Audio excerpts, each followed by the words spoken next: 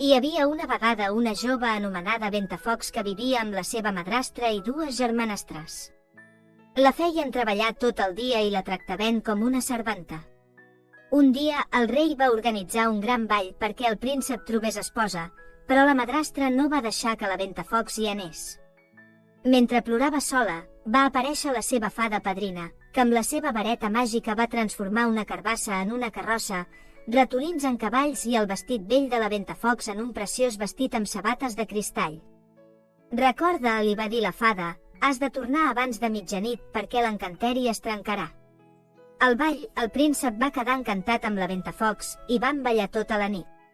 Però, quan el rellotge va començar a tocar les 12, la Ventafocs va marxar corrent i va perdre una de les sabates de cristall.